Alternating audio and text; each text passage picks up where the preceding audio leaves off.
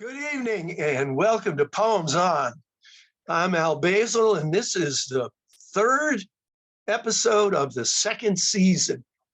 And keeping to my tradition of inviting back a former guest and inviting in a new guest, we have with us tonight as a new guest, Linda Stern, and as the returning guest, David M. Katz. And it's great to see you two. How are you? Great to see you, Al. It's good to be here. It's great to be here, Al. Thanks for inviting us. Really looking forward to this conversation. Yeah, it was my pleasure, and I've cribbed a look at all of the poems we're going to be reading, so I know it's going to be fun. So, without any further ado, as I like to do, I would like to invite you, Linda, to start us off by reading something of yours first. Okay, thank you, Al. The theme is creative process. And when I think of creative process, I think of generativity, sort of writ large. How do things come into the world? How does everything come into the world? What makes things manifest, whether it's poetry or anything else? And I think we do that we have ways of explaining it. We do that with science. We do that with religion and mythology, and we do it with art. And the poem I'm going to read now combines some of those things. It really takes a look at a biblical story that everyone's familiar with, the story of Noah, and asks a question about creation. Because in the Bible, creation stories come again and again and again. And this is one very particular one. And one of the questions I like to ask when I'm looking at a Bible story is, how can I think about this differently? And also, where are the women? What are they doing? And so this story sort of reimagines the women in the Noah's Ark story, and also kind of looks at what are our mechanisms for recreation of the world. For me, the idea of the music of the spheres is really, really important as a metaphor for how the continuity and coherence of creation happens. So I'll read this poem. It's called Chamber Music, and it was just published online in a magazine called Minion. It's a little known fact that the three daughters-in-law of Noah comprised a string trio. Even less well known is who was violin, viola, cello. But we can reckon on them hauling amid pairs of lions and lemurs the sturdy leather cases that held their instruments, strings, and bows, the scrolls of music on cypress rollers. More than that, we can picture them seated semicircular in their wooden-walled cabin, tuning the long strings on the short pegs. And further still, we may hear them playing the prescient forebears of David's harmonies to be preserved along with two of every kind in violet notes in the rainbowed air. Thank you. Nice. I should say that David's harmonies, and at the end of that poem, refers to King David's songs. Yep. You mean they don't refer to my poems? Well, yes, of course they do, David. He got there first. You know, the whole idea of music being at the center and the beginning of creation is one that I've always loved too. And I remember reading once that on Crete, the island of Crete, there are colonies of bees that hum in triads, in harmony. So there are the three notes that it's inherent in nature, and you personalized them by making them the daughters-in-law of Noah. But it's a lovely image, and I think it's a very natural thing to connect the sound of creation to the act of creation. So thank you. Yeah. Excellent. Well, you get to do the follow-up here, David. Oh, it's a difficult task. Like Linda's poem, mine is also derived from the Bible, earlier and also much later.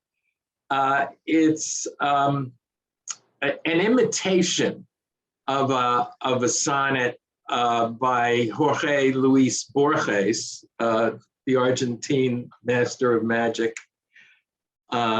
And it's spoken in the voice of Adam, but Adam as he is now, after he's been kicked out of the garden, and he's looking back and he's reminiscing. To speak to the creative process as theme here, imitation's very important to me.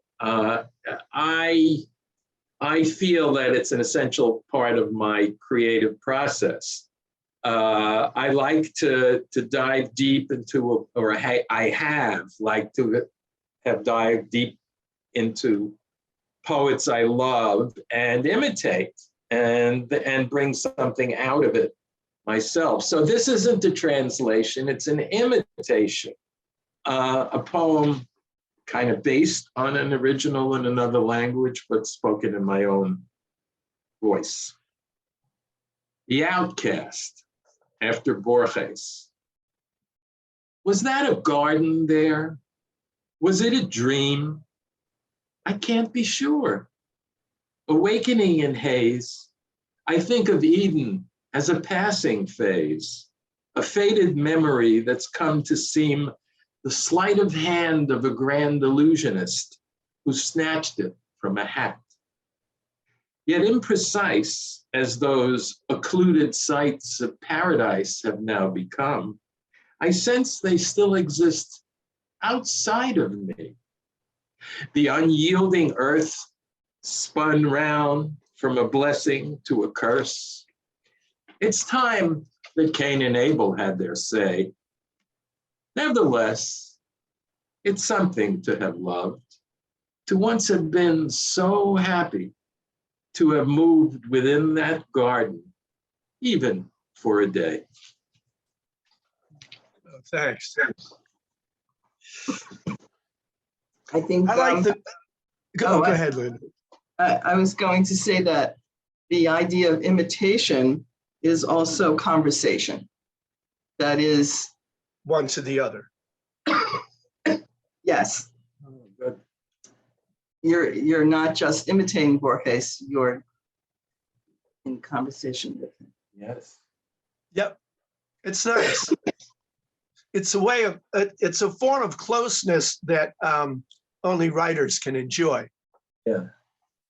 Yeah. Yeah, nice. Well, what I was going to say is that we so rarely see the other side of the experience of paradise in the voice of Adam, beyond the focusing on what he's lost. Here you've got him being grateful for what he had, even though he no longer has it. And that's a human capability that I think is largely overlooked and underappreciated.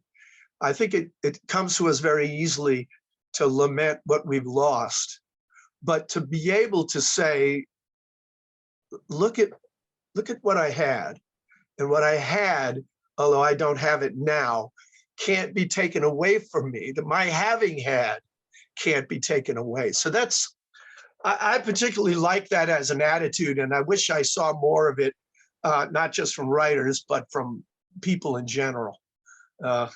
They seem to complain a lot. You make me think of a wonderful book called Man's Search for Meaning, I think it's called. Is that what it's called? I forget it's by one of the great not Max Frankl, he was the editor of the Times. Viktor Frankl. Viktor Frankl.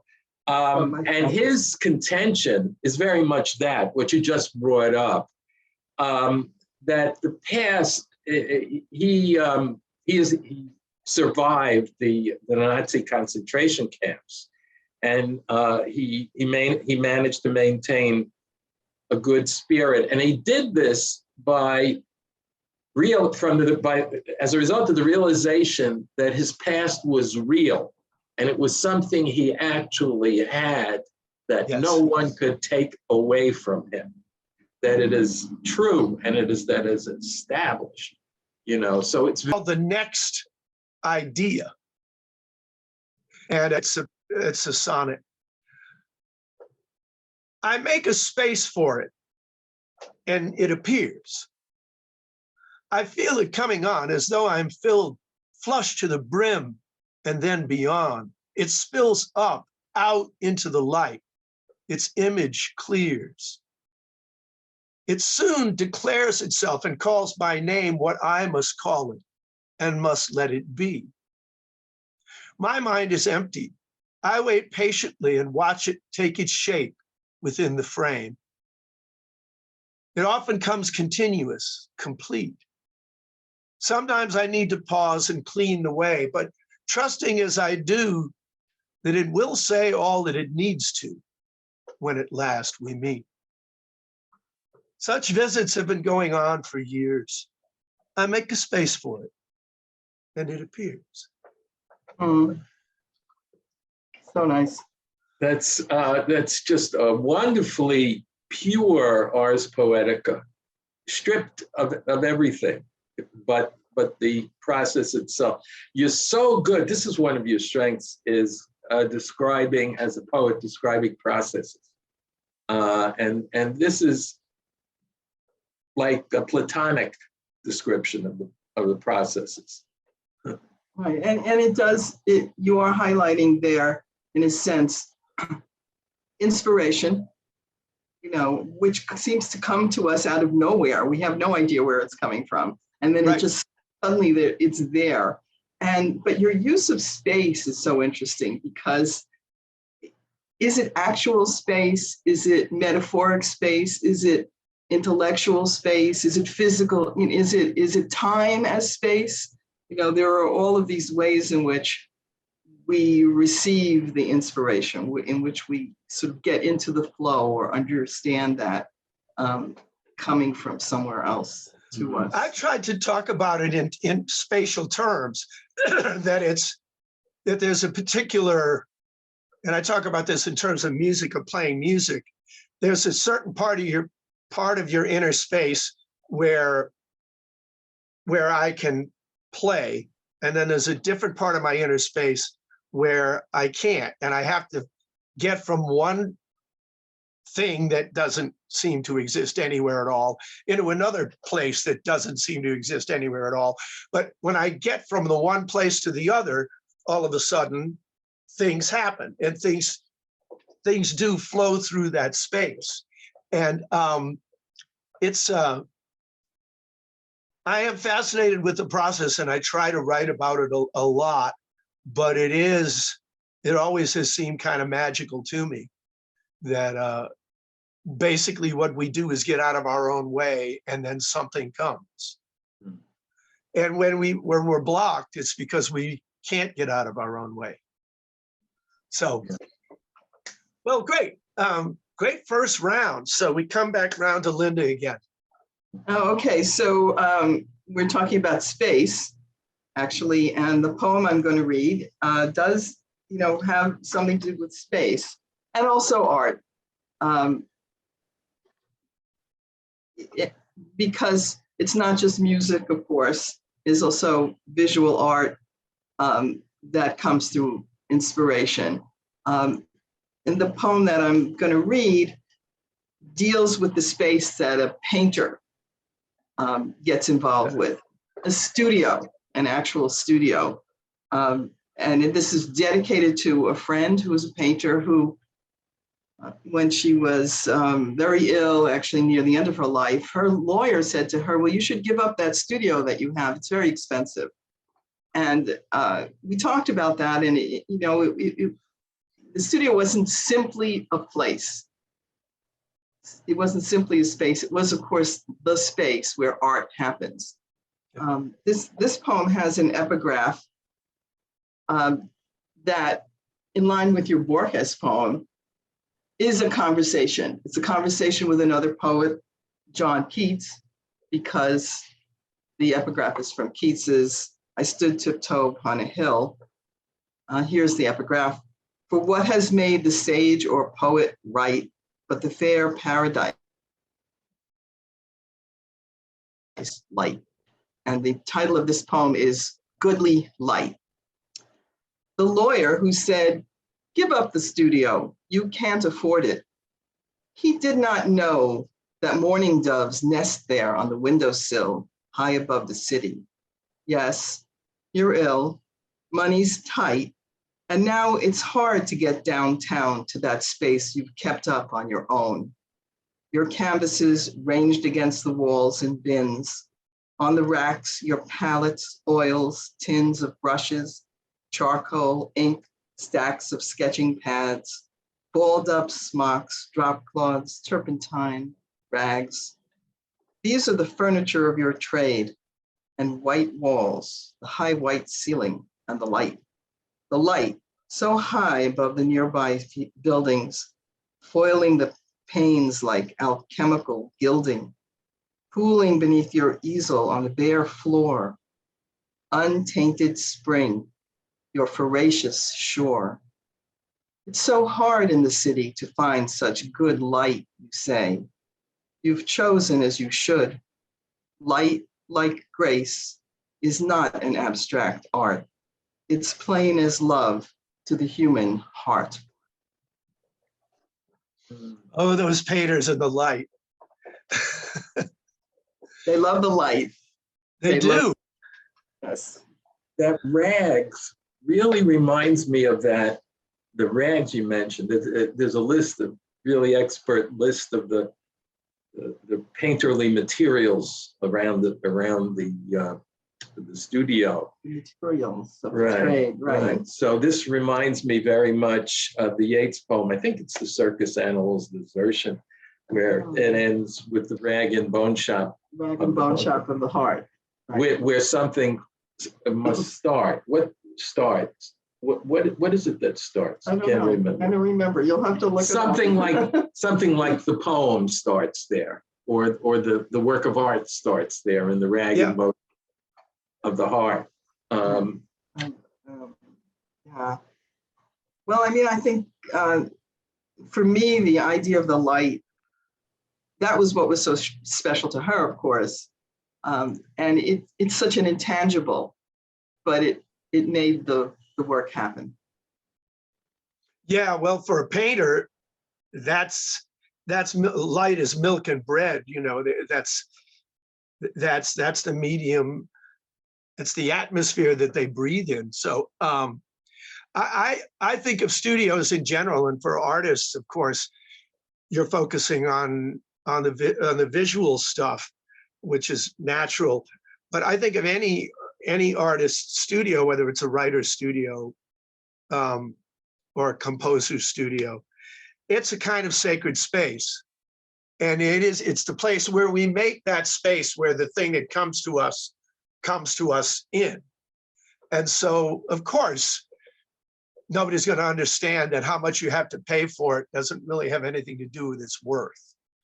So, yeah, well, I'm glad you read that because it's made me change the order in which I'm going to read things, but not until after David's had his next turn. Calling inaudible, are you?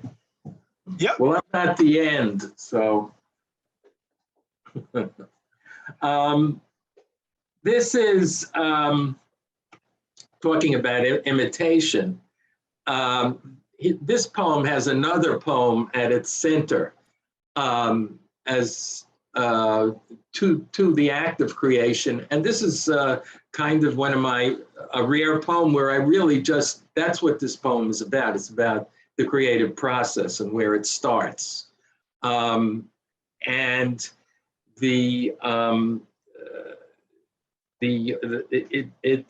it's as I said, it was one of my earliest inspirations to write poetry, is the The Imitator. And the poem that's being imitated here is In Flanders Field, which was the first poem I loved. And this poem talks about that situation.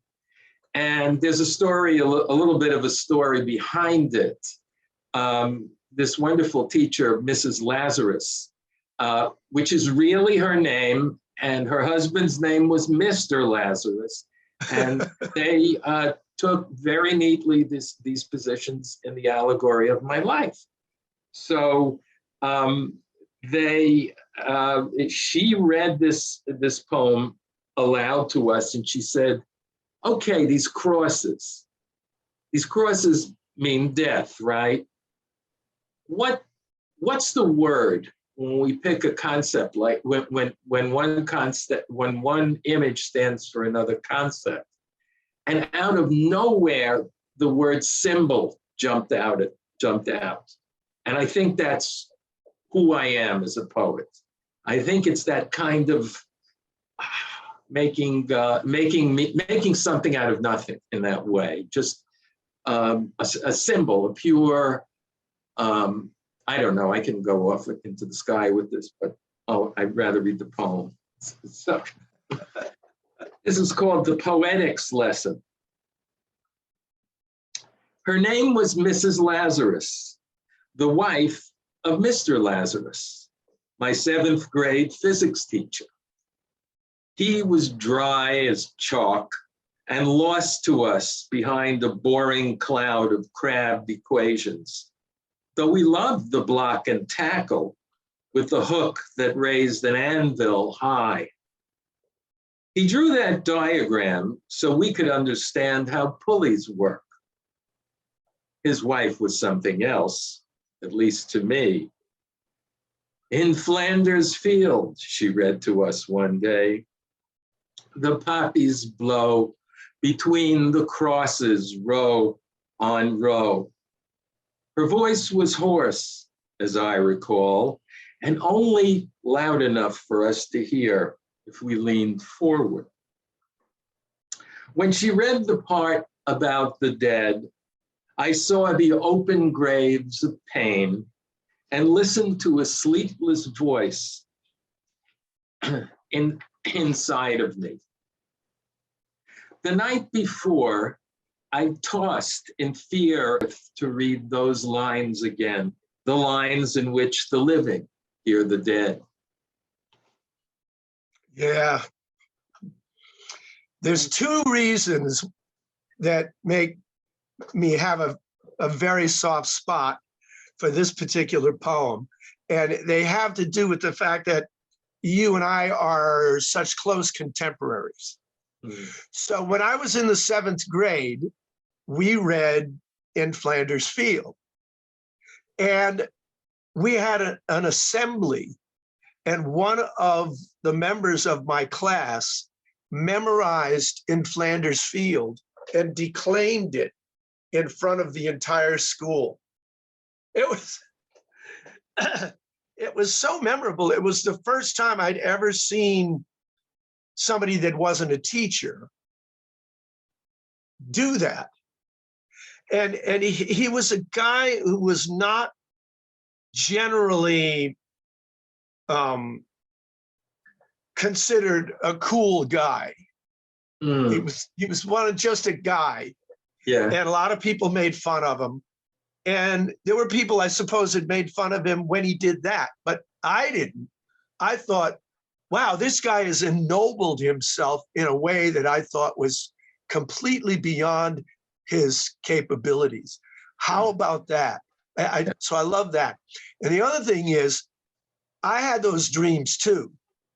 You know, I had and you know, unless you're the right kind of very close contemporaries and you know, the right age for this, people aren't going to understand that people our age had the dreams in which, for me, I would look out the window of my bedroom up at the night sky, and there'd be close formations of Soviet Bison bombers.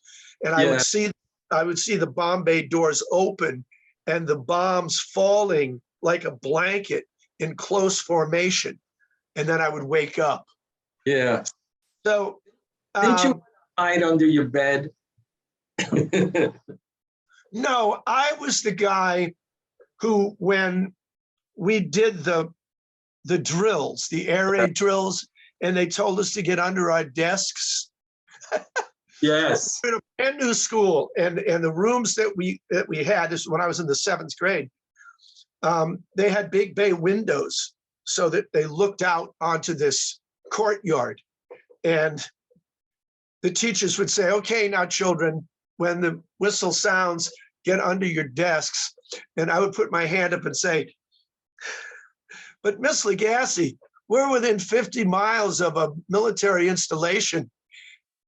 If we get bombed with nuclear weapons, we'll be incinerated in the blast. It won't matter that we're under our desks. That was not helping Miss Legassi control the class. Right. No, You were both a scientist and a person of dark sensibilities. Yeah, well, so that was our very local heritage, that we had those dreams. Yes. So thank you for reading that. Like I said, I have a warm spot for that particular poem. I guess they were reading in Flanders Fields all over America that year. You know, it's very mnemonic poem. As a poem to memorize, it's a good one. Yes. Yeah.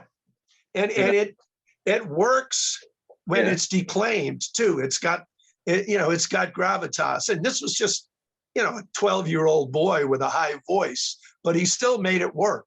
So anyway, I enjoyed that. So I want to reel back a little bit to Linda's last poem because she's talking about the artist and the artist's studio.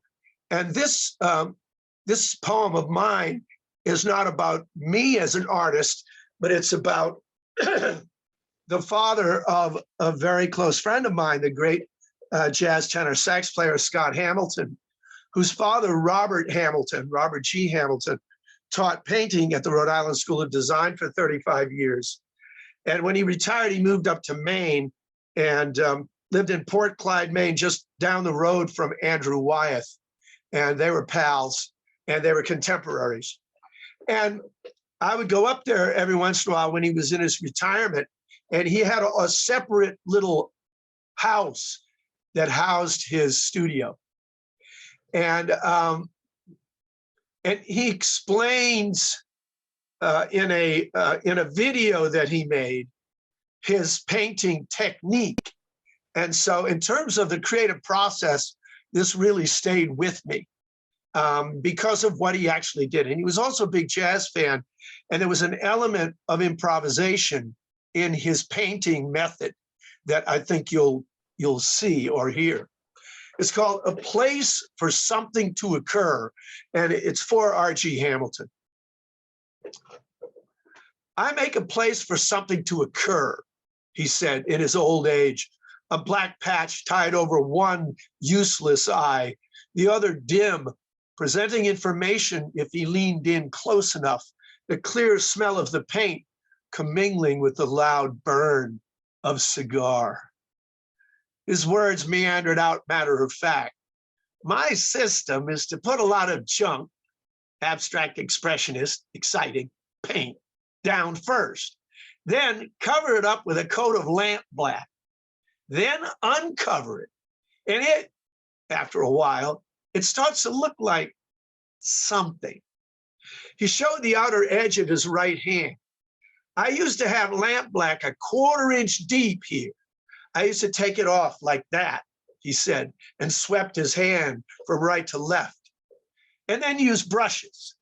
Sometimes I would take all of the lamp black off and put in blue or green. I consciously invent the place for this to happen in. I might make a dozen.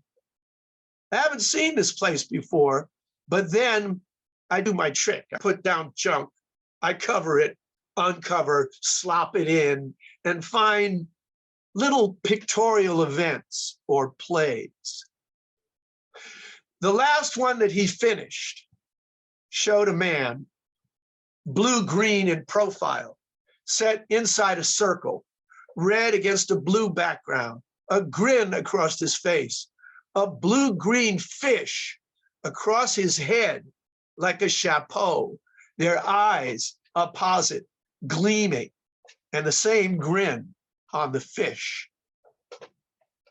I went into his studio a month after he passed, all undisturbed, as though he just stepped out. It barked the acrid chord of the perpetual cigar. The easel, oversized to suit the near-blind workman, held the place for the next thing to occur. A circle, red against a blue background. The center, lamp black. Answer undisclosed, awaiting the intention of the hand. Wow. I think he's a wonderful painter. He's not as well known as he should be. As is implied in the poem, in the last 10 years of his life, he lived to be 87. He had macular degeneration, and he really only had one eye that he could use.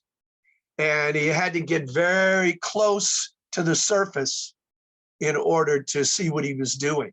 So his paintings just got bigger. But this was his method, and he describes it on other occasions. He described it as his version of improvisation, of being surprised by what he discovers, which is what, of course, when you're playing and you're going good, you're not thinking, and you play something that you discover rather than that you intend. And so he found a way of doing that as a painter.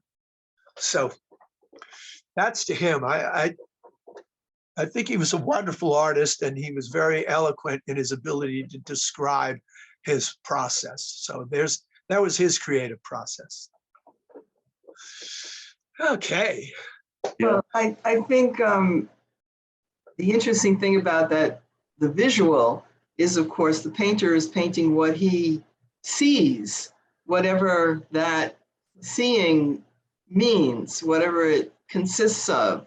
I think it was Monet who also had dimming vision as Yeah, he did. older, and so his paintings reflected that, but there's a kind of inner truth that comes through that, that sort of circumscribed vision, that altered vision that you may have. Oh, sure. Thelonious Monk said that genius is the one who's most like himself. And the thing is, you may be impaired when you reach the latter stages of your life, but if you've kept yourself together, you're more yourself than you've ever been. And so that's where the authority of the veteran artist, she or he, that's where that comes from, because you've lived more. Everything that goes into who you are as an artist has been enriched. So in the face of that, what's a little imprecision? Well, if it's imprecision, it did the flap on the eye, the patch on the eye, also reminded me of the glass artist Chihuly. Yes. Who actually, I think, lost that eye because of an accident related to his art. So he paid pretty dearly, if I'm remembering correctly, if that's right, of course. And you can't look at his work without thinking of process. How did he get them to look like flowers, to look like whatever the form is? And I think actually, Al, your work grapples a lot with that sense of process. How do we take these material things and, make some things with some, aesthetic vitality out of that?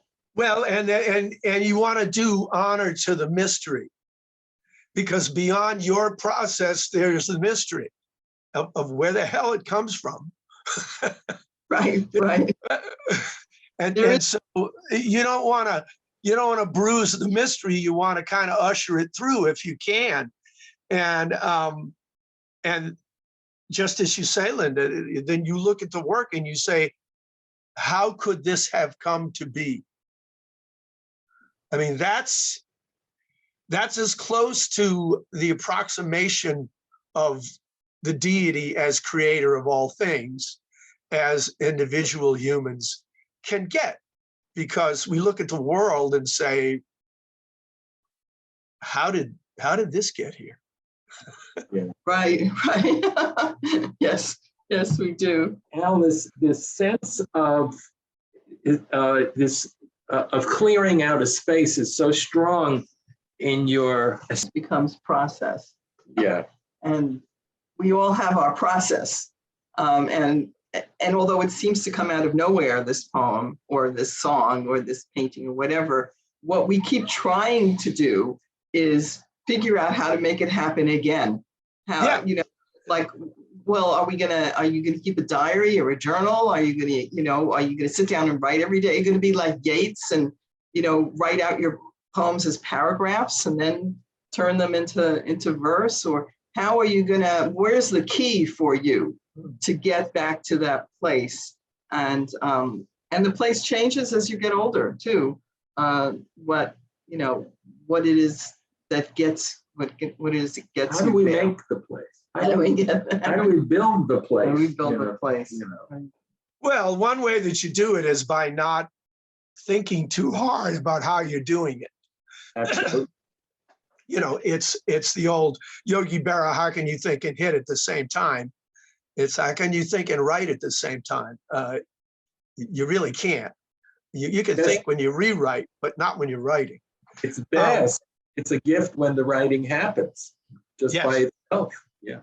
But just to pick up on what you were saying about Duncan, that question is for me is closely related to the idea of meaning in the universe, which is to say, does meaning exist and then we come along and find it, or do we make it up because we need it? And my position on that has always been that we are that part of the cosmos that has evolved to the point where we can perceive the immanence of meaning in nature. We're like the Geiger counter to the radioactive material that was there all the time. But nobody knew it until you had an instrument sensitive to that particular thing. And so each one of us is like a Geiger counter for something. We're sensitive to something that's there, and we respond to it because we've been built in such a way that we're able to respond to it. So that's how I get around the question of what comes first. What I'm saying is that we belong to each other. That meaning is ours. It's not for a creature that can't perceive it.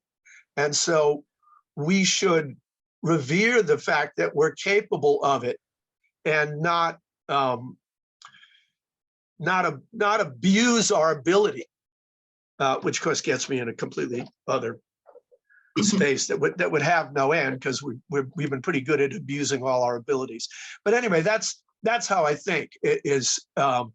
We're the part of nature that for which that thing is real, and that should be enough for us. But anyway, excellent. Beautiful. Round 3. Okay. Linda Stern, ladies and gentlemen. Well, we're talking a lot about process and how you get there, and how you're open to it, and what you do with it. And I think one of the things you do with a work of art, a piece of art that you're working on, is revision. You keep working at it. You want to get it to a place where it's good enough. Maybe it's great, but if it's not great, at least it's good. But you don't want to sort of overwork it so that it dies in your arms, so to speak. You just did too much. So this next poem imagines that process actually in the sort of cosmic sense that you were talking about, as in a situation in which God, or the sort of prime creator out there, is working on creating human beings, Adam, the first Adam, and is just finding it hard to get it right, and keeps, keeps coming up with one, slightly okay, and this version is not so great, and this has a problem here, and this is defective in that way. And finally, at the end, just sort of accepts, okay, I got it to the place where it's good enough. It's good enough. So what happens to all of those sort of failed atoms, those ones that didn't make it? They get sort of hurled into outer space. So this is a humorous poem on revision. Failed atoms. This one is puny and has no finesse, something awkward in its constitution. That one lacks a certain politesse, incapable of mental evolution. One you showed to various seraphim for comments, and they worried it to death. Another never made it past the dream stage, just as well, considering its heft. Each failed attempt you hurled to outer space, seeding its corners with your dark largesse. Imperfect simulacra of your taste you couldn't bear to crush to nothingness. Fed up, depressed, you finally stopped one night, hoping, but not convinced, you'd got this last one right. And also the inevitable process. How do you get from that inspiration? If you've managed to let it in, you've managed to find the space, you've managed to be open, right? And get to the meaning in its, and now you have to polish it. You got to let it live. Well, this may be, I would argue that what this made me think of is actually connected to what you're talking about. And that is, in the old version of DC Comics, the Bizarro Supermen. Yes. You know what I'm talking about? Yes. Bizarro They're world. all flawed. They're Supermen, but they're all botched. Yeah, there's a lot of that. There's Through the Looking Glass. There's Alice's Wonderland. Everything is, topsy-turvy or backwards, or how are we going to get to the perfect state? Right. How are we going to get to the perfect work? Well, this is, again, this sets up very nicely what I'm going to read, but not until after David reads next. So, David, I invite you to. Well, we could do an audible. We could dance around, but yeah, this one, taking off, I think, your idea about us being kind of meaning sensors or Geiger counters and all.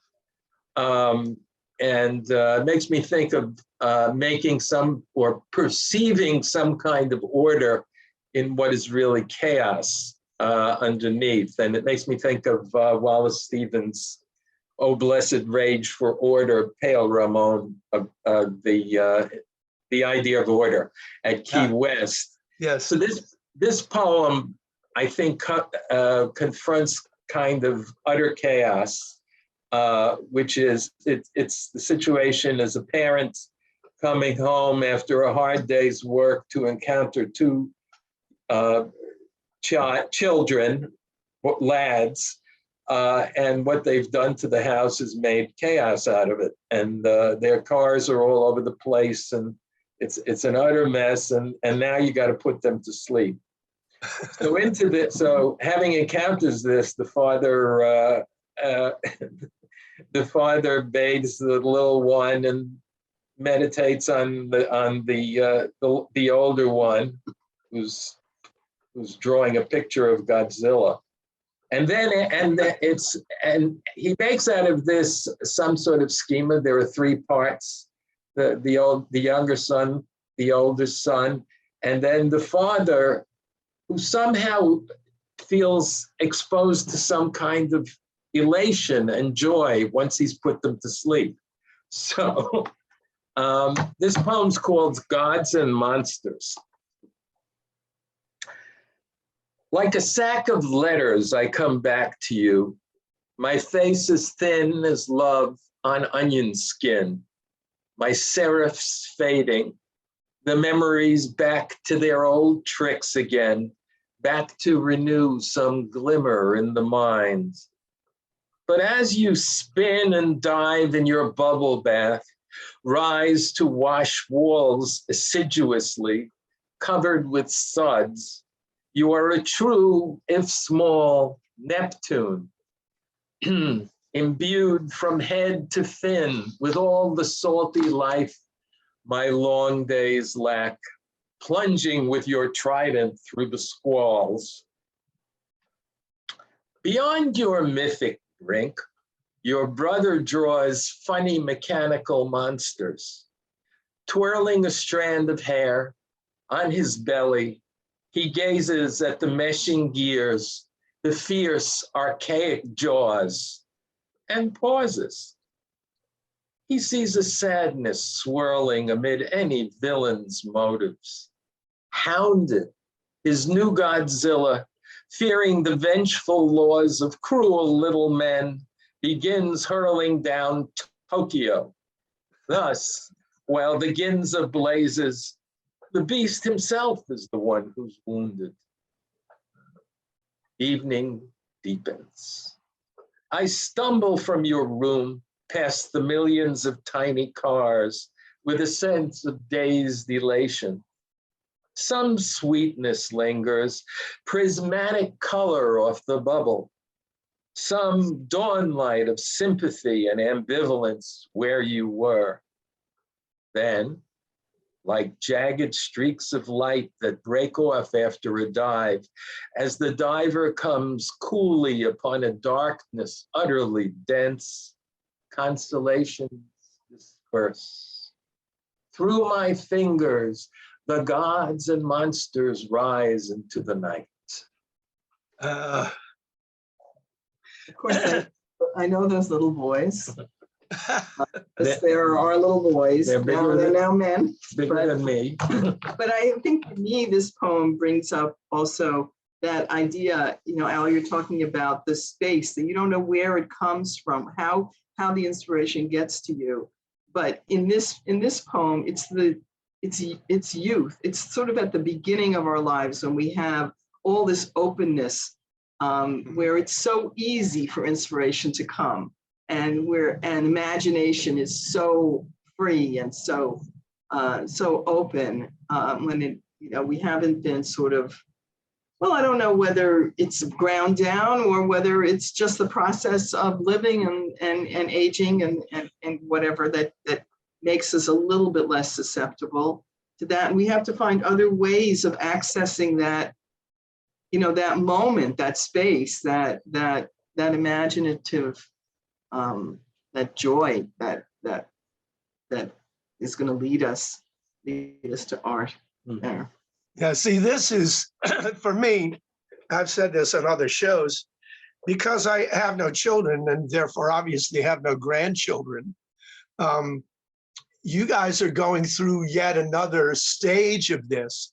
Oh, yeah. But it's always seemed to me that one of the glories of the parent's life, and then certainly the grandparent's life, is that you can recapture some of that openness, some of that spark of the imagination, because you're there in the room with the child as she or he is experiencing things for the first time.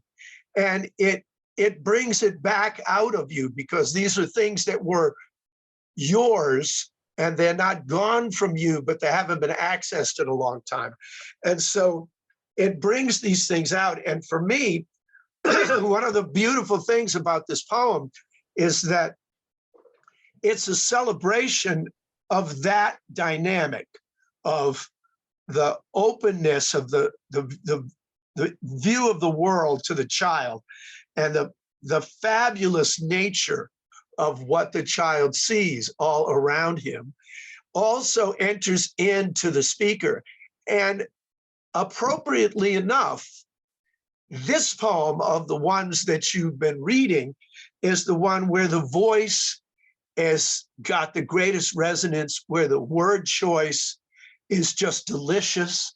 I mean, the similes are really strong in the way that you read it. It's got proof that you've been put back in touch with the well springs of what excited you about the world in the first place. And so it's as though you went back into that space, that childhood space, and you've been able to bring something back out of it to show to the rest of us, which is important to me because that's an experience that I will not have directly. So I can only access it through what you're able to bring me of doing it yourself. So I thank you for writing things like this, because for people like me, they are, they're kind of wonderfully found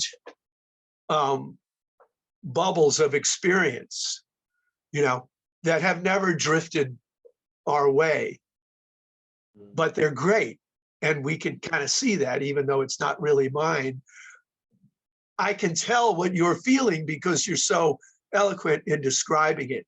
So it's a beautiful exchange, I think, between writer, reader, and listener in this particular poem. So thanks. I'm honored by those comments. They remind me how much we are romantics, you know. The child is father to the man. This was all Wordsworth, you know. If you could, to go back to that moment, you know, that's where life really is. That's where eternity is, in a way. Yeah. Glory in the flower. Yes. That's it. Yeah. Yeah. Wow. Well, probably by necessity, I have to make a little bit of a right turn here.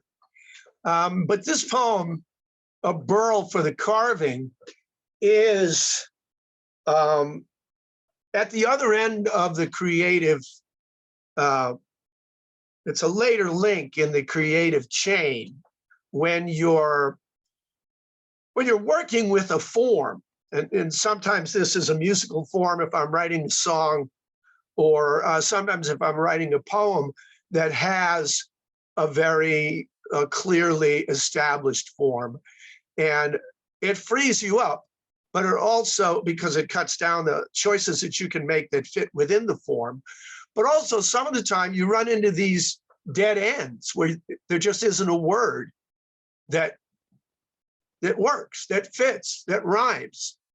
And so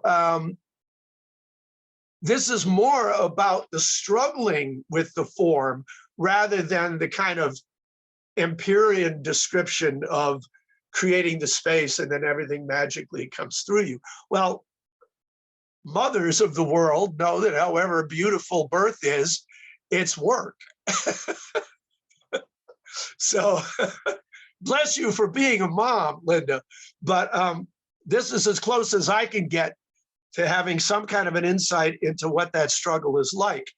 And it uses the metaphor of wood, which when trees grow, certain trees, they develop knots and burls.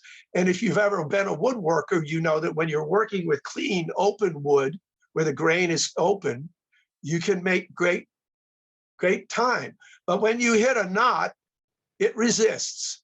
And sometimes to the point where you can't do anything but go around it. So a burl for the carving. And the epigraph is from the I Ching. Human life is conditioned and unfree. They're very dispassionate about that. They just kind of say that, but boy, they're right. A burl for the carving. Hammer at the matter how you will.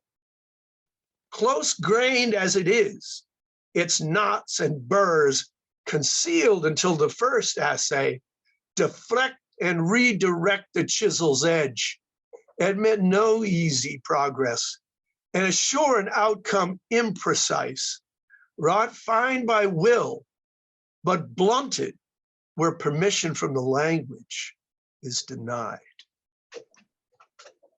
I really like that poem, and I think it really is a poem that shows the struggle between the material and the aspiration. I mean, we encounter it with form. We see form in poetry both as a guide. Sometimes it's a savior. Yes. It gives you the guardrails, but it also is a constrictor. It also tells you something is not possible, as well as that something is possible. And this poem, which is short and sweet, it really gets to that that tension between what I have here in my hands and what I want it to be, and how I get here to there. Yeah, really. And sometimes it's not how hard you're willing to work at it. It's literally what the language allows you to say. Because you know what it's like. You might be able to find a word that technically works because it rhymes, but it's such an unusual word that if you use it, you'll distract the reader in a way that you can't afford. So you can't use that word. You've got to try to find a word that everybody can use. And this is for song lyric writers, this is really often the case, that song, depending so much upon ease of projection, of singability of the lyric, you can't, it's very rare that you can get away with a lyric like, I am so easily assimilated. I don't know if that was Wilbur or that was Latouche, or who wrote that particular lyric line from Candide, but I've always thought, boy, you need a special case to be able to get away with that. But we must remember now to honor Burl Ives while we're talking. No. You're going to have to help me out with that. Oh, what's the name of the poem you have just read? He's just thinking of a pun joke. Oh, a burl for the carving. Yeah, I'm sorry. I'm really, that's really, I really am a Catskills comedian. That's a low blow. That's yeah. Well, who was it said the pun is the lowest form of humor? I'll tell you a secret about that poem, though. It originally had a different name, and as arbitrary as it may be, and I will admit that it is arbitrary, each of my 3 books has 100 poems, and they're organized alphabetically in the book. And I wanted the opening poem of the book to have something to do with the process of writing. And so I called it A Burl for the Carving, because A followed by B allowed me to put it first. Yeah. But that was not what I called it originally, because now I can't remember what I called it originally. But so that's a very artificial way of titling a poem, but these are the depths to which I will stoop. It's really a good title. I wanted to also remark on the rhythm of the poem, which really imitates the action being described. The what is it? The directed and not directed, and it's like a false start. What's the line there, Al? Directed. I already blocked it out. You know what I mean? Right. I know what you mean, but here, I'll tell you. I'll look it up in the actual book. Tonesmith for our listeners. Yes, here it is, folks. Book number 2. Okay. Concealed until the first essay. Deflect and redirect the chisel's edge, admit no easy progress. Yeah, and it's sure an outcome imprecise, wrought fine by will, but blunted where permission from the language is denied. And so it is very stop and start, and the hard sounds of blunted. Blunted is a great, it's a great word to stop your line. It doesn't let you, it's not like in Argosies transferred from Fez of silken Samarkand to cedared Lebanon, like Mr. Keats got away with. All those sibilant consonants, the S's and the L's and the R sounds that keep the line moving. You get the blunted. Meter and the things that's described is the All Through the Night, the Cole Porter song, sung beautifully by Ella, where he says, how strange the change from major to minor. So he describes the thing he's doing in the song. Yeah. The lyric. Well, so I have to, sorry, but it's not all through the night. It's every time we say goodbye. Oh, I'm sorry. And I've heard you use that quote before, and you always correctly identify it as every time we say goodbye. So forget that slip. I'm getting old. Nonsense. Well, okay, going to round 4. Linda, please. So way back in this conversation, you talked about children and how we see our creations, our poems, our works of art or whatever, as our children, and in a lot of ways, we've created them. But I think when we talk about creation, the sort of ultimate kind of creation that we know about is the creation of birth, whether it's, a mother cat having kittens, or sort of a horse, a mare foaling, having a foal. And for us as human beings, perhaps the greatest of those is childbirth. So this is a poem that sort of engages with the idea of childbirth and its meaning. It also, comes out of the biblical story, and it has an epigraph. The epigraph is from Rabbi Ismar Shorsh, from his essay, The Garments of Adam and Eve, and it reads this, us. According to the Zohar, which is a book of Jewish mysticism, we are not to imagine that prior to the garments of skin, that is the furs and pelts, made by God for Adam and Eve, they were utterly naked. On the contrary, their original garb consisted of light, in consonance with the purity of their earthly paradise. The title of this poem is Garments of Light, Garments of Skin. I am wondering now about the fate of Eve, that she was to suffer in childbirth. But what exactly was the plan before serpent and apple? Childbirth, I'm thinking, was not punishment, but reward. Those months of swollen ankles, nausea, backache, those hours of tidal pain that wells up and sweeps down in black convulsion, the blood, the shamelessness of the childbirth bed, the grasping hunger for the infant new made out of a dark and reluctant cavity. How can that be punishment when Eve is so near to death and heaven, so soaked through with light and life? No, I don't think so. Childbirth was Eve's reward, and Adam's punishment for cowardice, relegation to the lesser role of the ejaculator, so that he might spend eternity searching, stalking, seeking to regain those clothes of light. Mm.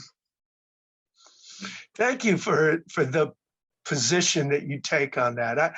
I've always felt, well, first of all, that the great mystery of life is the mystery of childbirth, of where we come from, that woman as the vehicle that brings another life into the world, wherever it begins, it ends by coming through the woman, it's the greatest of the creative acts that we're capable of as humans. And the rest of us as artists are searching for smaller, meaner parallels.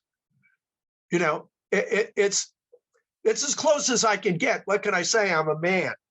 I can't bring something alive into the world, but I can do these things. And but the residence, I mean, the mystery resides in woman, and that should never be overlooked or forgotten. And she pays dearly for housing the mystery. You know, and the way that you talk about it as a gift, I think that's the way to look at it, but I don't hear it expressed very often in that way. So I'm glad that you do it. Well, of course, there's also this sort of metaphorical aspect of, you know, what it costs us to create art, just in general, you know, Sure. Because even women who are mothers go on to create art. And so there's something in particular about the creation of art, separate from the creation that comes with childbirth, that, you know, is unique. And I don't mean to sort of gloss over that in this way. So it is a mystery all around. Well, you get to have it both ways. So good for you. Poor men are fools. Catholicism in your thinking? That's possible. It's rattling around in there somewhere. Forgive me. They were delicious. So sweet. Well, we're rounding a far turn here. So let's go to you, David, and then then after me, we'll be in our last round. So. Okay, this is a poem that I think we can think of as addressing poetic craft in a very direct way. It's an elegy for Allen Ginsberg, elegy for A.G. from my book In Praise of Manhattan. It sets forth, inherently it sets forth, there's no intention here. Allen, as I'll call him, had this great dictum, first thought, best thought. In other words, the poem should come from the first original thing you think of. Everything else is a falling away from it. And it should go there. That's the truth of the poem. And that's where the source wherein free verse springs from. To follow that original thought, you do that.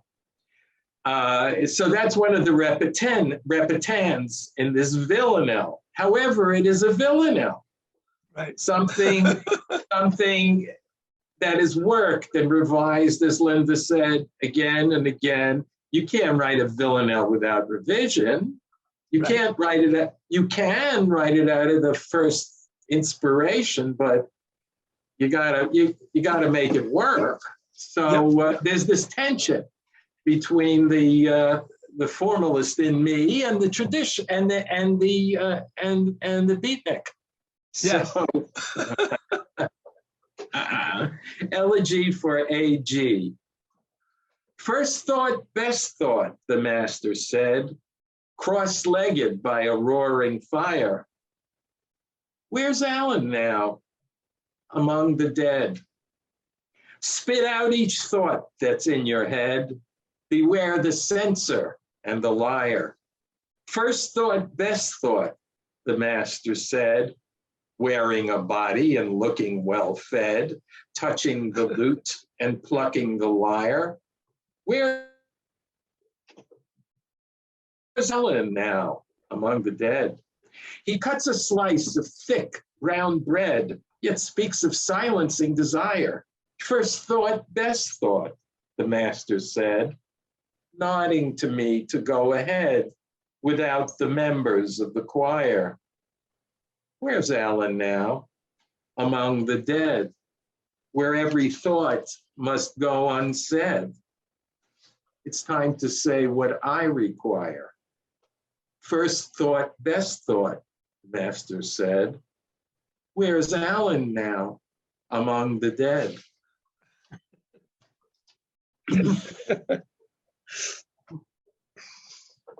You are a child of your time. I am. As are you, as are we all. This is a poem in the Ubi Sun tradition. Where are they now? You know, what happened to it? Where are the snows of yesterday? And there's a kind of melancholy to this sense of that, you know, because I'm sure, you know, when we're young and first thought, best thought, so yeah, that's the way to go. That's right. That's how to make. I mean, Ginsberg himself started as a formal poet. He threw it all over to go into free verse, but it sort of, you know, speaks to that sort of nostalgia for, well, you know, first thought, best thought it's not enough anymore. Mm-hmm. Well, since there is, as you point out, David, a tension between this form, which is really a very persnickety and demanding form, and the impulse, you know, the free impulse of the first idea. And here they are housed together. Where do you come down on the matter of the poem being expressed in the manner that you've chosen?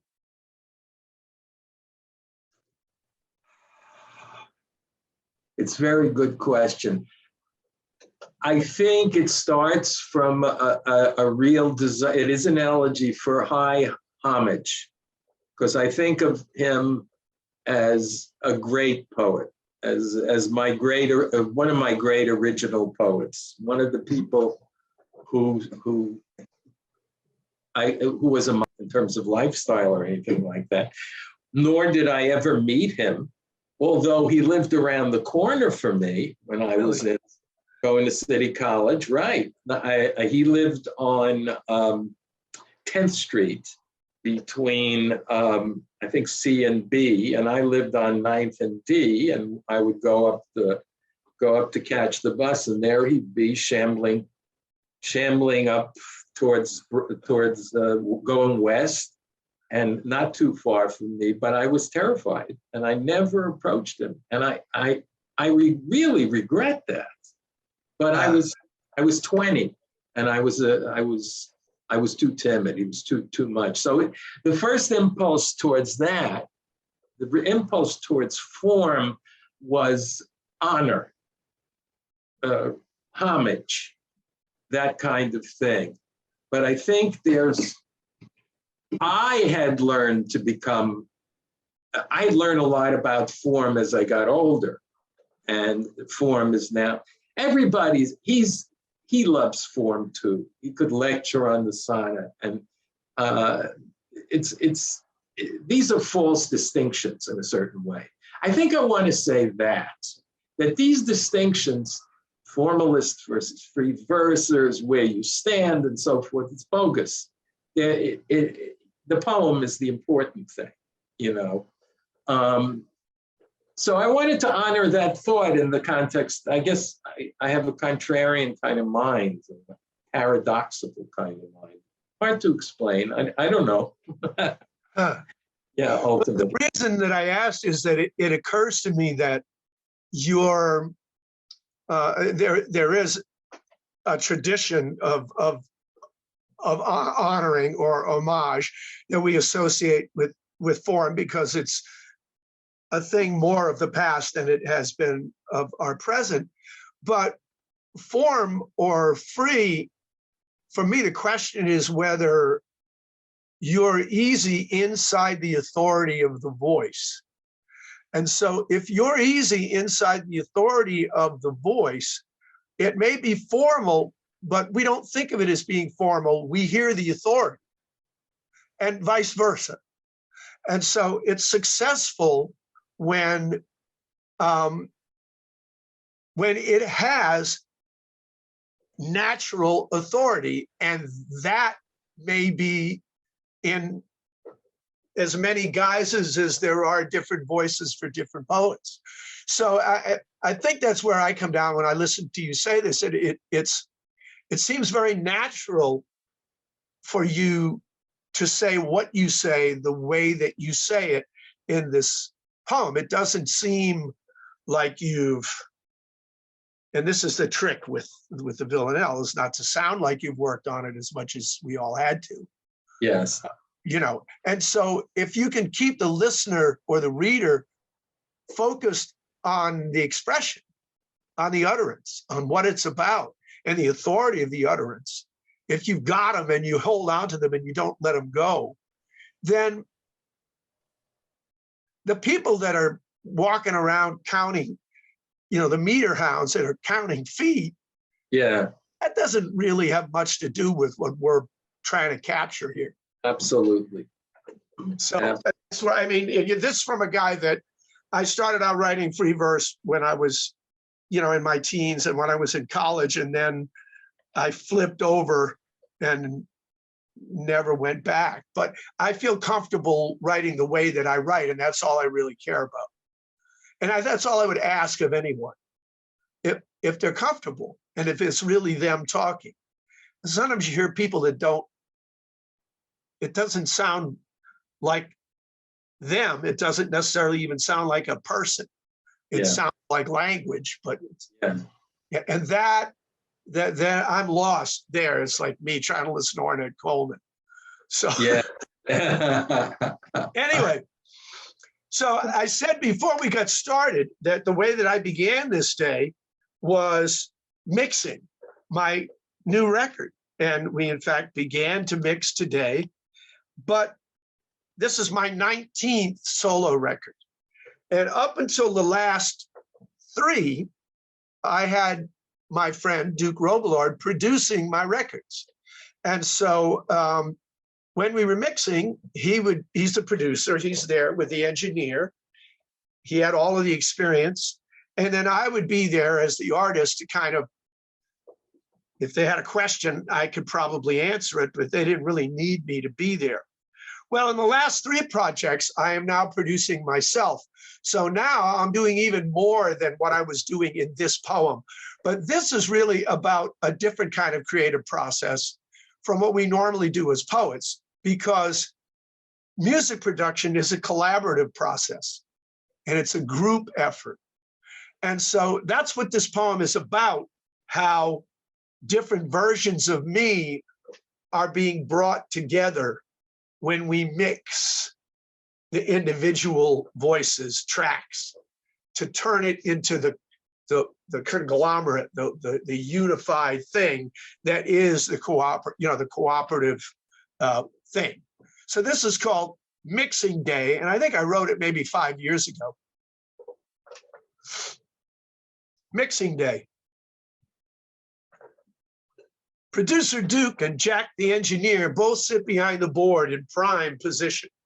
Eye-level reference speakers dead on, since it's essential that the monitors articulate to them the fine nuances. I sit off-axis, as there isn't room for 3 between the board and the back wall. And though today we will begin to mix the tracks from my recording session, and I'm client, singer, songwriter, and play my cornet, both in section and in solos, I'm here to break the rare tie and advise. Accumulated over days in rooms in front of microphones, the tracks are safely stored and lie in wait to be called up manipulated and assembled. The rhythm section, horns and vocals with my solos overdubbed, composites done, all necessary fixes made. The pastes are seamless. Now to feather all together and set the song for us to hear, as close as we can get to what I heard alone on its first day, yet furnished for the world.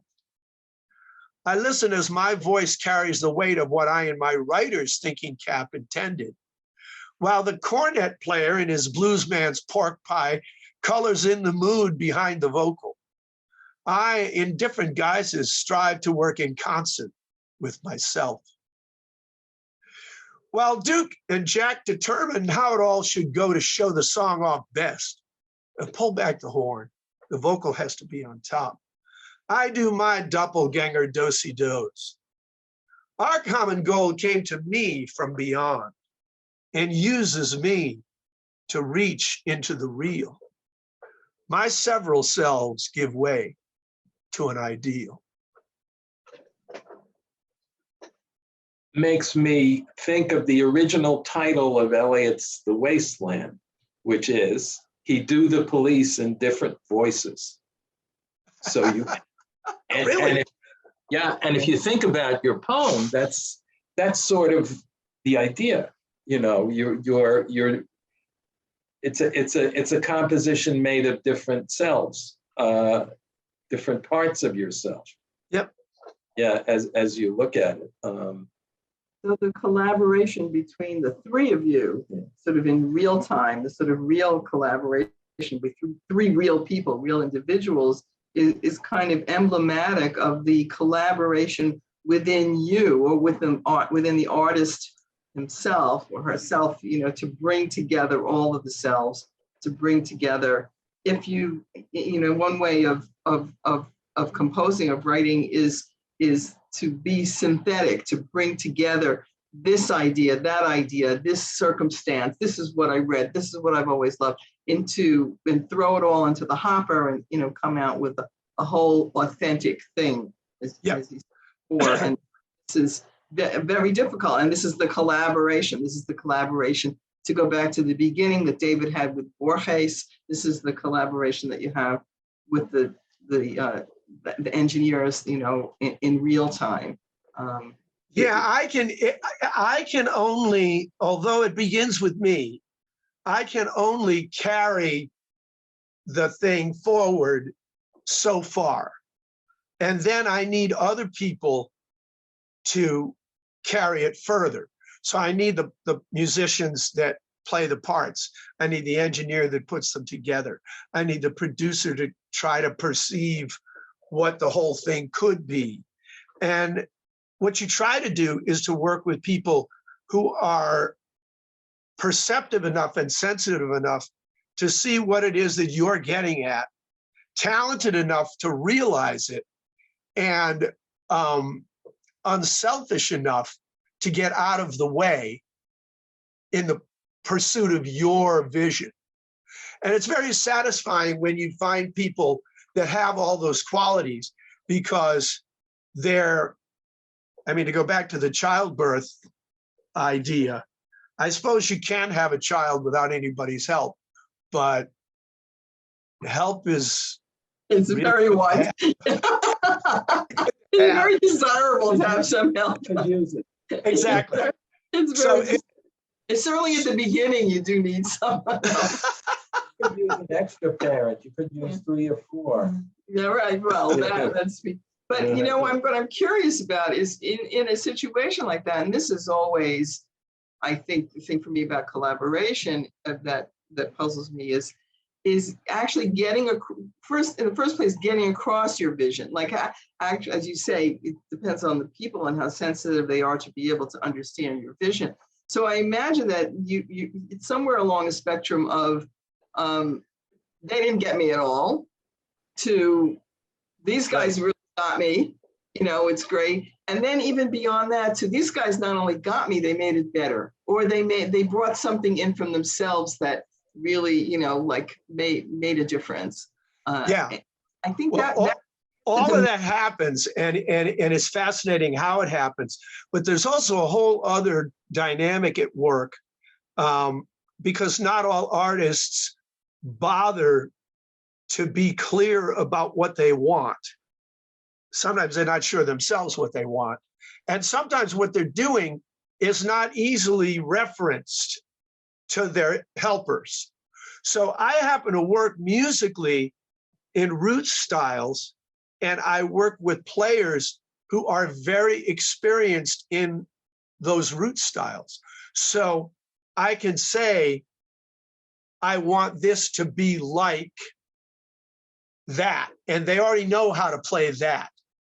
So if I were a different kind of artist, I would have a very hard time asking for something that they didn't have any handle on being able to provide. You know, it's like if I either couldn't articulate it or what I wanted was so uncommon that they didn't have a place to stand and an understanding of how they could give me what I wanted. And so, and all of that comes back to, I wanted to have an audience that could relate to what I was doing. So I picked a musical genre that, and I extend a tradition. I'm not trying to be revolutionary. I'm one of those people that takes the familiar and does something new with it, but it's still rooted in something familiar. And so that makes it a lot easier for me to find players that can give me what I want, because I'm meeting the audience halfway, which means I'm meeting the musicians halfway. So, I mean, there are other people that are notoriously difficult, but I can't pay enough to be difficult. This is very interesting, root styles. First time I ever heard the term. Does this mean something like, you know, play it like Kind of Blue or something like that, or play it like sketches? Yeah, I'll give you a very clear, direct example.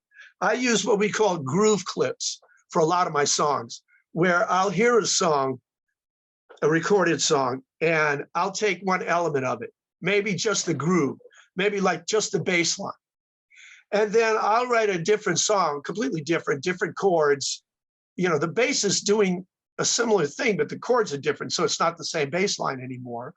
Mm-hmm. But the feel of the music is close enough that I can say, well, listen to this clip just for the groove. And then all these, I had one for me, fabulous example was I had written a song that was, it was straight out of Muddy Waters, 1954. And I was recording it with a harmonica player, Jerry Portnoy, who had played with Muddy Waters. And he had, in fact, just gotten off a tour with Eric Clapton, where Clapton was doing classic blues stuff. And he came in to do my session. And so I had this song, and they said, well, what do you want in this song? And I said, I want 1954 Muddy Waters. And that's all I had to say. And then I went in the other room and put the headphones on, and I couldn't see the players. They counted it off. Boom. That's what I got, was 1954 Muddy Waters. Of course, then I had to sing, which I'm not Muddy Waters. But that's okay, because, you know, he wouldn't have sung my song, and I don't try to sing his songs. But that's all I had to say. And boy, they nailed it. And I'll tell you later what song it is, and you'll see what I mean. That is a deep satisfaction. It's more satisfying in a way than rebelling and radical change when you get when you say something like that and it comes back to you so big. Yeah, it was exciting. And the way that we were set up in the studio was a small studio. I was actually in another room, and I could not see the musicians. So when they counted it off and they started playing, the illusion was complete. It was like I was listening to one of those classic recordings, except when the time came to sing, I had to do it. It's great. So anyway, I'm sorry, I didn't mean to go off on a tangent, but creative process, man. So that's That's mixing day. And so now, last roundup here. Okay, so this last poem, I'm thinking that one of the things we create as we, in this general sort of idea of generativity, is our own lives, our own selves, as we're creating art, as we're doing whatever we're doing, we're also creating our lives. And one of the things that we love to read about and that we love to write about is to tell the stories of our life, the story of our life. And we do this, and we love to read them. We love to read memoirs. We love to read biographies. We like to know how people put it all together, how they create this. So this poem is actually a sort of, in a way, it's a how-to poem. Like, it's a process poem, like your poem about the artist Hamilton and how he does it. And this is an instruction poem. It's called Writing an Obit. You need the basics: birth date, parents, place. Avoid survived by. He's not a war zone. A bit on early schooling, early jobs, but further down, not at the start. And yes, marriages, how they ended in divorce or death or never were. But start with this, the major deal, the big event. Thus, how he made his way, his lucky breaks, mentors, proteges.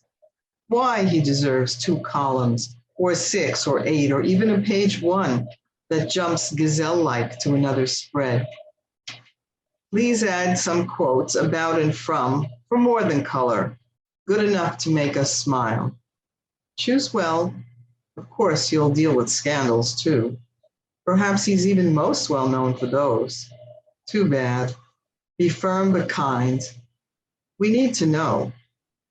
But mostly what we need is to be left not sad, but slightly rueful, just a bit, as if the world's less textured, palpable, and promising without him, that we wish we'd had the chance to meet him.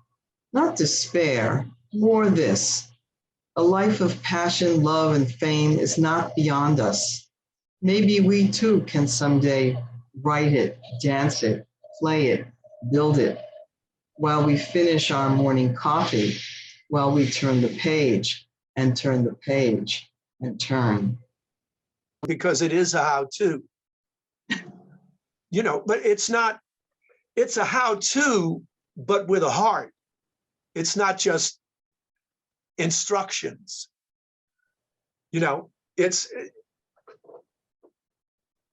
It's different. It really is unique. It's a nice thing to encounter. And I hope it's true. Really, you could apply it to almost any person that you thought had a really interesting life, and that brought something different from what anybody else brought. And you can feel that without knowing any person in the poem. That's something that I like about it, that it's about the force of the individual life. Well, you don't have to know the individual. Well, it goes back to what you were saying about, and what David was then, echoing with the words from Frankl, from the Man Search for Meaning. That you have it, like the life was lived. Yes. The life was lived. It happened, and it existed, and it's a thing. It's a real thing. It was created by this person, and it existed, and it's a wonderful thing. It's a wonderful thing that this life was lived. Yeah. See, this is what this is what I really like about it, is that it's a new kind of affirmation of the value of the life of the individual. I mean, we casually talk about how every life is important, you know.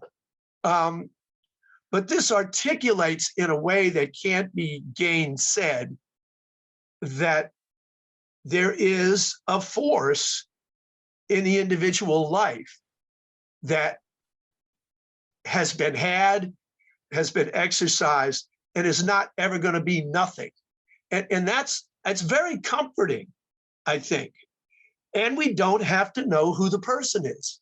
So where'd you get the idea for writing that? Because it's such a different idea. That's an interesting question. I wrote it a while ago, so I don't,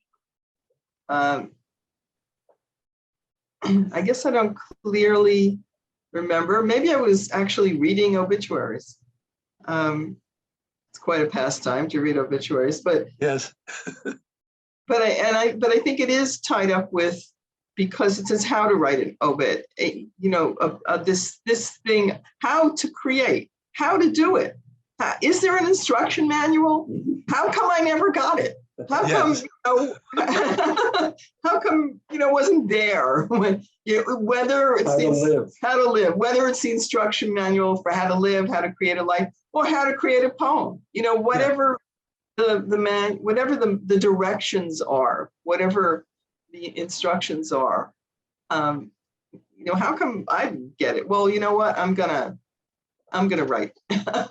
But see, that's what's comforting about it, is that without saying it, this poem articulates that there is a way to do it. You know what I mean? We're not at a loss. It's not something that can't be done. Here's what you do. And it's very comforting to me to be told that something can be done if you do this. It's because when you're stumped, you're going, where do I even begin? So we have a natural affinity for instructions. But to go back to what I said first, this is more than instructions. It's an affirmation at the same time. So has this been published? Because it should have been. Yeah, it's in my book, Why We Go by Twos. Excellent. Great.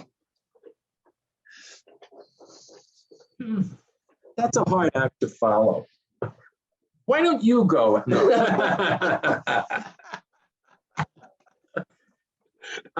This next poem, very recent, just wrote it a few weeks ago, and it goes back to the Ginsberg side of me, the first thought, best thought side of me.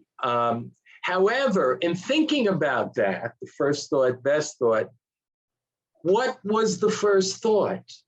Weren't there many thoughts before the first thought contributing to if you subdivided them, millions? I don't know.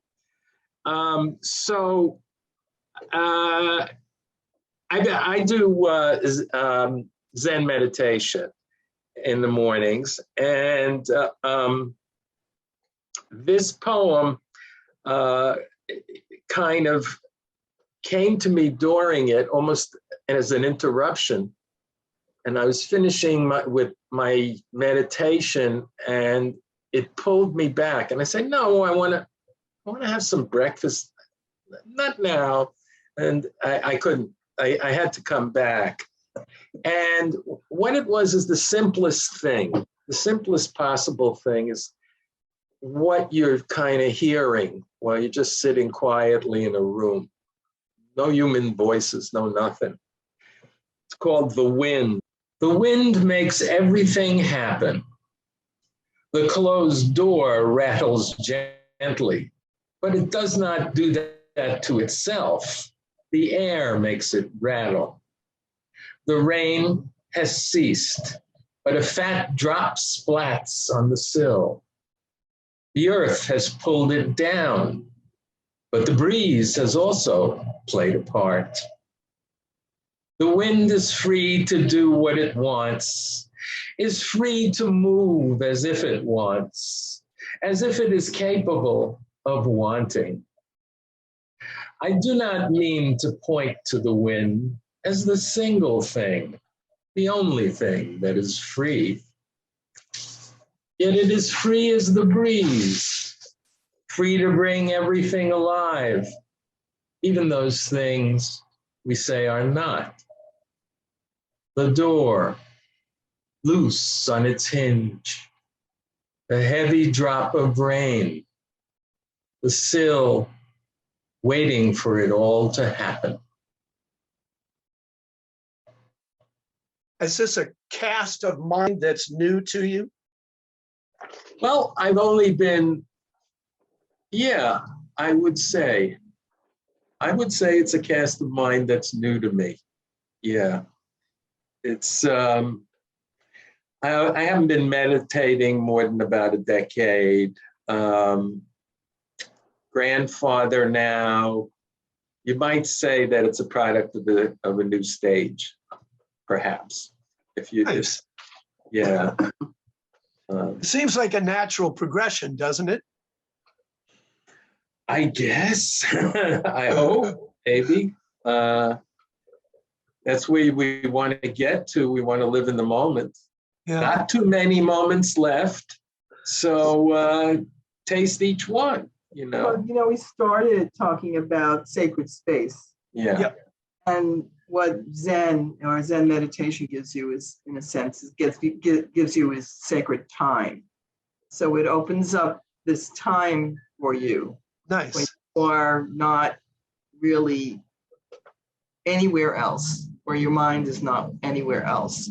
And that sort of openness of mind enables peace to come in, enables, tranquility to come in, and is a place out of which you can actualize yourself, be the authentic you, be, just who and what you are, which is what you then carry forward into your creative life, because you need to replenish that every once in a while. You can't, it runs dry, Sure. it gets worn down in the world out there. And Zen is one of those, meditation is one of those techniques that gives you back yourself, I think.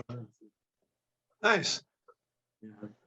So this poem does put you there, put you in that time space. I can't have, It's to be here now. Be here now. Yeah, I can't have an intention to do more poems like that. That would defeat the purpose. No, you got to take it off the flow. Yeah. Yeah. Excellent.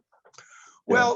Well, we're coming up on a rather long session, so I think I'm just going to read my last poem and then sign off. But just as a preface, what great fun to have you. Thanks very much. I'm going to just, Hugs. well, go ahead.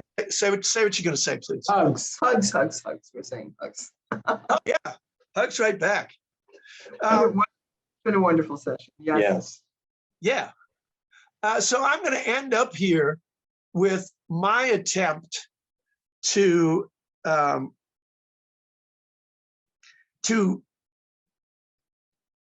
express the experience when I'm improvising, when I'm making up a solo.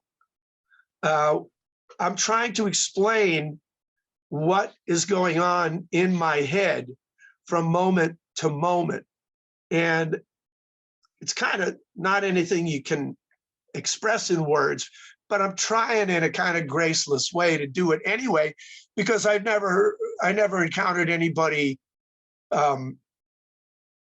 trying to do that. And so I thought, well, even an approximation is going to be something new for a lot of people. So this is called playing the solo. To start, you have to choose a note to play. The first question is not which one, but when. The chord you play it over helps you choose. And then how long to hold it and what shape to give it, straight or bent or with vibrato. Where do you go next? Jump up or down, and by how much? Or play the first again and right away, or do you leave a space? The chord you play it over helps you choose. But time is moving and the chord may change. And so you have to listen to the band. And in the meantime, listen to yourself. This exercise of putting notes together may make you think of others that you've heard. So you may go that way a while and play something familiar you can execute. Or you may let it pass and pick a note that sends you in a different direction and play things that you never have before. At the same time this is happening, you're not thinking at all exactly, only playing and reacting, listening inside your head and outside all at once, your mind a blank, and feeling your way through, and feeling the emotion of the moment, and singing it or dancing it, your sound and steps made out of notes and silence. But first, you find your way to feel the time. Because after you know the chords and scales, you understand the possibilities and what at any moment is implied. Strive to be always open to the moment. Most players play around with chords and scales and fill the air with notes and sound the same. Only a few can play around with time, and everyone who does is different.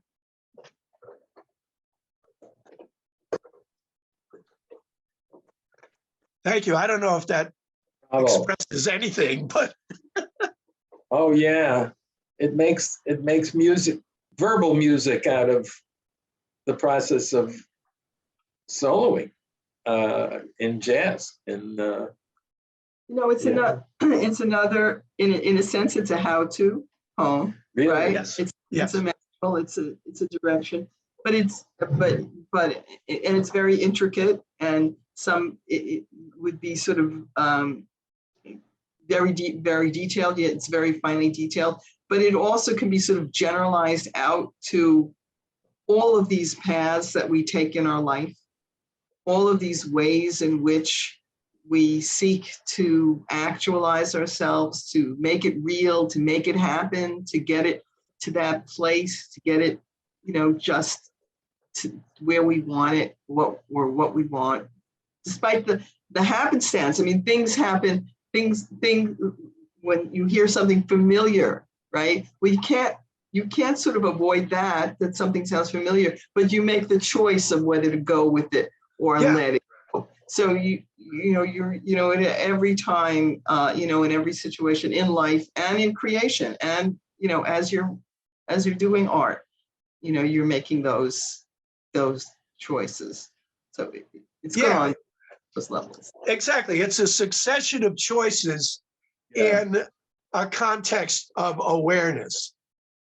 So you're aware of yourself, you're aware of what's going on around you. And this is, as you say, it's not just about playing a musical solo. It's what we do in our lives too. We make a series of choices in a context of awareness, and hopefully our awareness is broad enough and deep enough that we understand what the choices are, and then we can make ones that are appropriate to us. I have a very short poem that I wrote a long time ago about how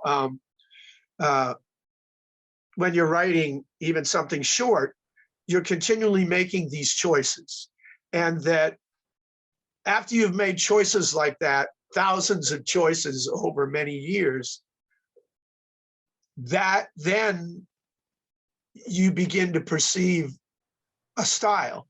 You're the person that made those choices. Right. And that's your style. When I was young, I thought, oh, well, you got to have a style. Where can what store can I go to buy one? I need a really good one. It's your voice.